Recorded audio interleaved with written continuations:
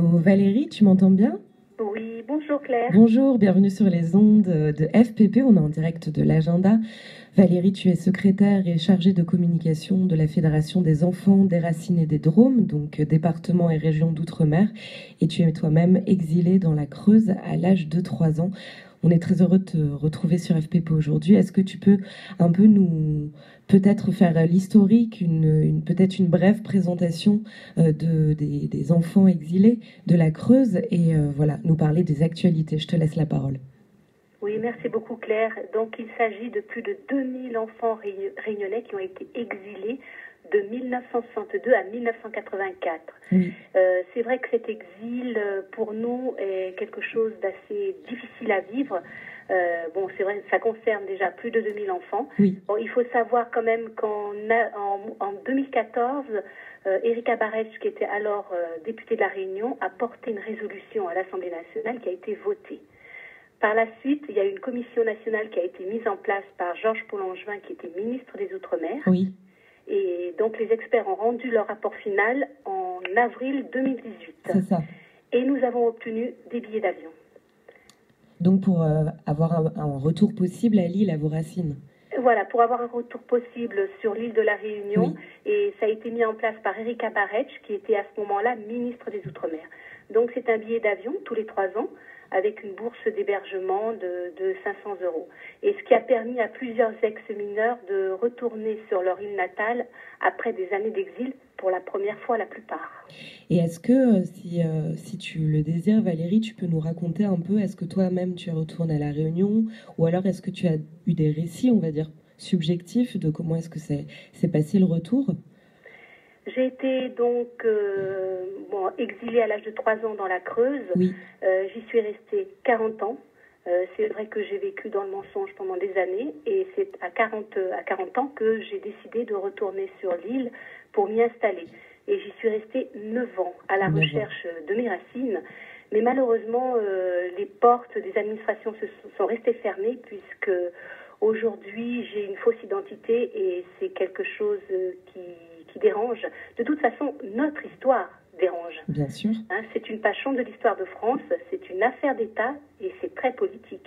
Bien sûr, ça a été complètement caché et c'est aussi en lien beaucoup avec le Bumidum qui aujourd'hui n'est pas du tout relié au niveau ni gouvernemental ni politique. Alors le Bumidum a débuté avant notre. Et ça a débuté avant. C'est-à-dire que donc c'est Michel Debré qui a mis en place ce transfert d'enfants. Oui. Il s'est reporté sur le Bumidum. Mais il faut savoir que le Bumidum, c'était des adultes consentants qui signaient pour partir. Mais des jeunes adultes aussi. Des jeunes adultes. En ce qui nous concerne, nous étions des enfants, des bébés, des adolescents.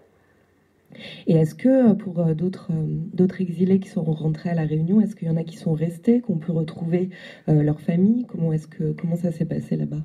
Certaines victimes sont retournées sur l'île, se sont installées, mais il faut savoir qu'il y en a quand même beaucoup qui souhaiteraient y retourner définitivement. Oui.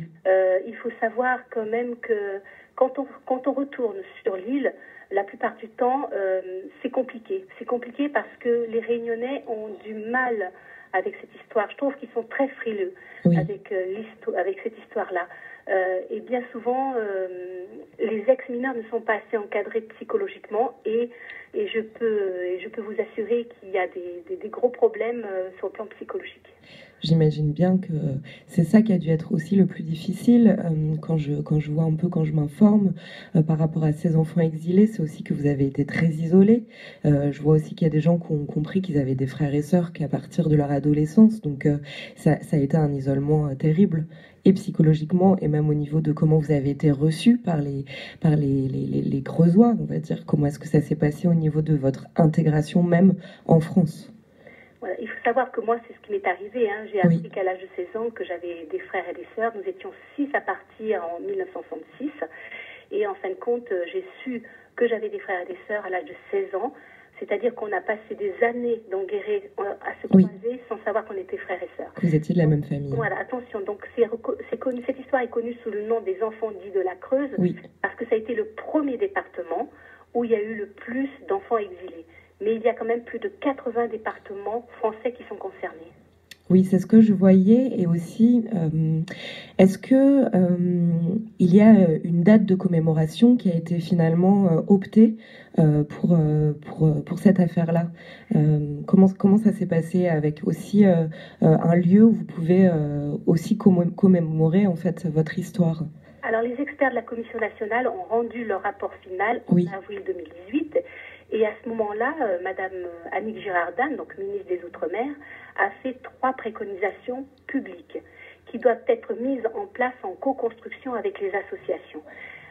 Notre histoire doit rentrer dans les manuels scolaires, ça c'est une très bonne chose, parce que c'est une page de l'histoire de France. Hein. bien sûr. Il doit y avoir un ou des lieux de mémoire mais nous ce qu'on souhaite, c'est que ces lieux de mémoire soient publics. Oui, Il n'est pas question pour ouvert à que ce toutes et soit tous.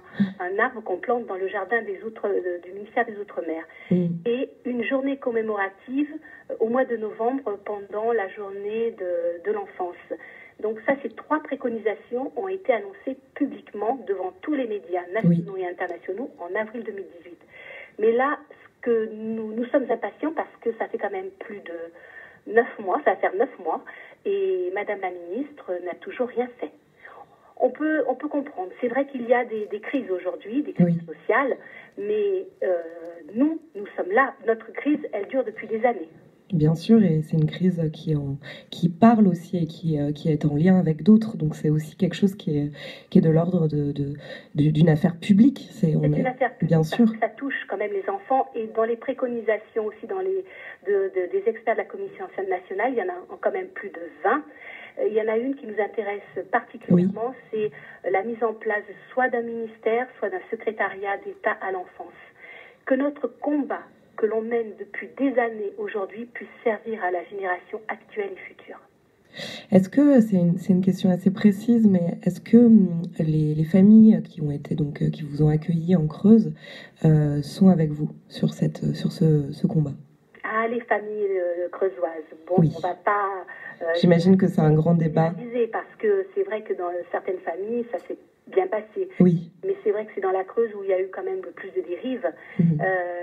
Nous n'avons aucun témoignage des familles d'accueil. D'accord. Je pense que ça soit à La Réunion ou dans la Creuse et ailleurs, il faut passer au-delà de la culpabilité. Bien sûr, et de la honte aussi. De la honte, parce qu'il faut qu'on avance maintenant. On a en âge, on vieillit, il y en a la plupart qui sont décédés, et on a besoin de se construire et de se reconstruire. Parce que l'être humain vit sur son identité, on a besoin de connaître notre identité. Et je trouve qu'il y a trop de culpabilité autour des familles réunionnaises, autour des familles d'accueil, et c'est bien dommage. Merci beaucoup Valérie pour ce témoignage qui est donc très urgent à entendre. Merci beaucoup d'avoir parlé sur FPP. Est-ce que tu as quelque chose à rajouter, quelque chose qui te tient à cœur que tu peux rendre public aujourd'hui? Je dirais tout simplement plus jamais ça. Et c'est pour ça que l'on mène le combat depuis des années. Que ce genre d'exil ne se reproduise plus jamais. Nous sommes bien d'accord avec toi. Merci beaucoup. Merci. Et une très belle journée à toi. Merci. À bientôt. Oui, au revoir. Merci.